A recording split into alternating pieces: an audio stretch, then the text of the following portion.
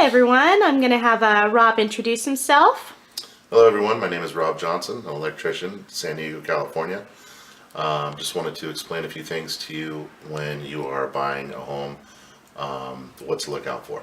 Okay, now we are in a older home built in 1987. Yes. They have not done anything to upgrade the electrical, so clearly there are no GFIs in the kitchen. Can you explain to us why those are important? Sure, absolutely. First of all, it has to do with code. The California Electric Code, National Electric Code states that you need to have GFI protected outlets inside your kitchen. What a GFI protected outlet is a device that will protect any of your appliances that you may plug into the wall in an outlet in your kitchen. If anything should happen to go wrong in the system, your GFI outlet does protect it. GFI it's actually GFCI, ground fault circuit interrupter. So, like I said, if anything happens to go bad with your appliance, if anything happens to go bad in the electrical system while your appliance is being used, then that device will shut off the power to your appliance, which will protect it. And those are recommended in bathrooms as well, correct? Mandatory in bathrooms, garages, exterior, it's the exterior of the home, in the kitchen, and yes. So this is an older home. We have all original Yes. light switches and outlets. What is your recommendation? Basically, it'd be a really good idea to go ahead and change out all the outlets and the switches in the house. After years and years of people using the outlets, or plugging and unplugging things in, the outlets become weak, and also the wires that are into the outlet itself are stabbed into the back of the outlet rather than wrapped around a terminal screw and tightened to a proper torque.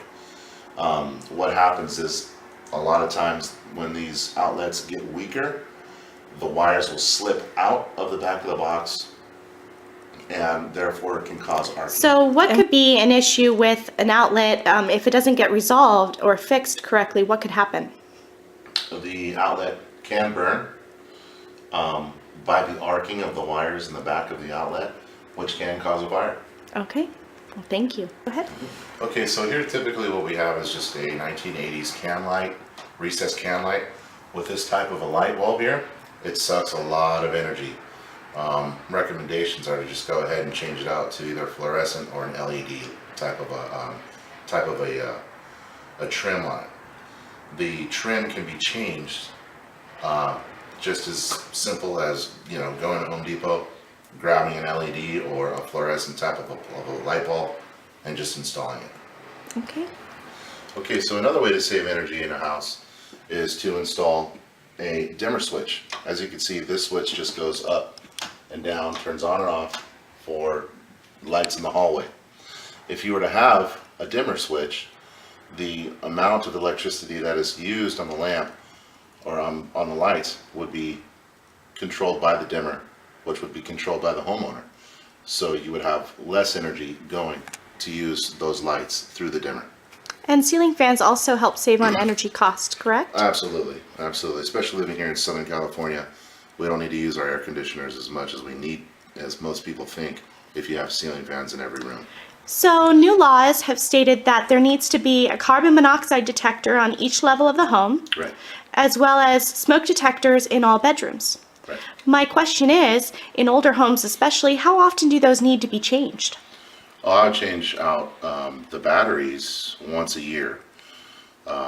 Typically what we would do is just when the time changes, that's fine. But to change out the system itself, to change out the smoke detector itself, I would go with probably every 5 years. Okay, great.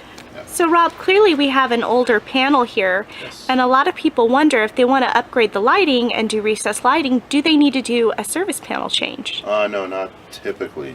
What we can do is we can add LED lighting inside the house, which will bring down the wattage, which means that bring down the wattage in the circuitry, so that way less wattage is used, so you don't have to change or upgrade your panel. And how much does a service panel change cost? It's more expensive, correct? It starts at about $1,200. Okay. And if they wanted to add like a jacuzzi, would they have to change the service panel out? It does depend on how big the service panel is, but with this 100 amp service panel, it would be wise to go ahead and change it out to a 200 change it out to a 200 amp service. Okay, great. And you're licensed to do that. Do you have to pull a permit in order to do that? Yes, you have to pull a permit. Okay, great. Thank you. Thank you for speaking with us, Rob. If someone needs to have you come by and take a look at their electrical issues, how can they reach you? You can go ahead and reach me by calling me, 858-774-9473, or email robjelectric@gmail.com. Thank you so much.